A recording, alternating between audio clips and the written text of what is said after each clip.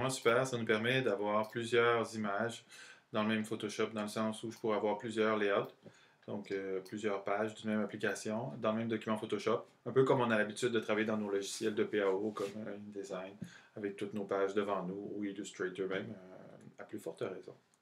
Alors, comment est-ce que ça fonctionne, ces plans de travail-là? J'ai un document ici, j'ai pris un document qui n'a pas de plan de travail, donc un document comme on a peut-être l'habitude, comme on avait l'habitude d'en trouver dans Photoshop.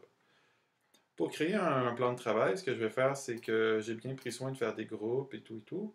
Donc, je vais prendre mon groupe, je vais aller sur le côté et je vais faire un nouveau plan de travail à partir des calques. Pourquoi je fais à partir des calques? Parce que je peux faire à partir du groupe, mais ce que j'aime pas, c'est que ça crée une marge un peu partout, ça m'embête un peu tout ça. Donc, ce que je vais faire, c'est que je vais prendre plutôt le menu sur le menu contextuel de la palette des calques. Je vais prendre plan de travail à partir des calques. Et là, ça me donne la possibilité d'aller chercher, par exemple, une largeur qui serait peut-être qui correspond à mon document, donc lequel cas j'aurais pu me renseigner, ou alors une largeur précise d'une plateforme particulière. Et on a quand même pas mal de listés ici, donc ça c'est super bien. À partir du moment où je pèse sur OK, voici, mon document ressemble un petit peu à ça. J'ai un cadre qui est là, qui montre mon calque. Là. Je peux reconnaître que c'est un plan de travail. Donc, ce que je vais faire, je vais juste aller descendre un peu le contenu de mon plan de travail, dis-je, parce que dans mon plan de travail, maintenant, je retrouve mon groupe que j'avais tantôt.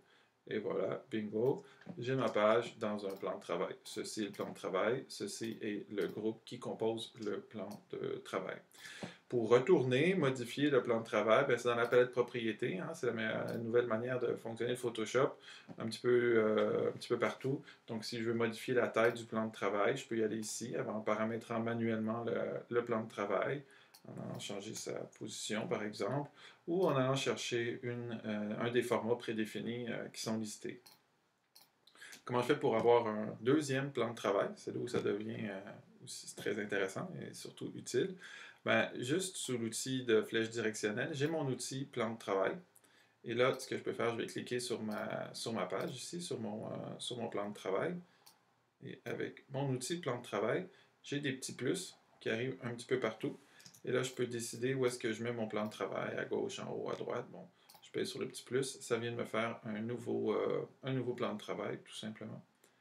Et là, qu'est-ce que je peux faire? Ben, je peux venir dans mon plan qui est ici, puis dupliquer ici. Juste avant, par exemple, on va aller regarder les options du plan de travail avant de dupliquer. Il y a un certain nombre d'options, que je vous suggère de cocher. Donc, imbriquer automatiquement les calques, dimensionner les calques de travail, conserver la position relative pendant la réorganisation des calques. Et je vous dirais même de cocher ça ici. C'est plus de réduire la zone au plan de travail. Alors là, du coup, lorsque je vais prendre le contenu de mon plan de travail accueil, mettons mon plan de travail 2, nommons-le page statut. Je vais copier mon groupe avec Alt. Alors, boum, ça me fait une copie de cette page dans ma deuxième page. Et c'est vraiment c'est comme si c'était deux documents Photoshop séparés. Alors, par exemple, j'avais un petit dossier image dans lequel, dans le premier, j'avais mes statuts. Et dans mon deuxième, ici, par exemple, juste pour démontrer un petit peu ça, dans le deuxième, je vais mettre cette page-là. Et je pourrais décider de changer le texte qui est sur ce plan de travail et d'avoir le calque différent. Donc, c'est un petit peu tout ça qui est montré.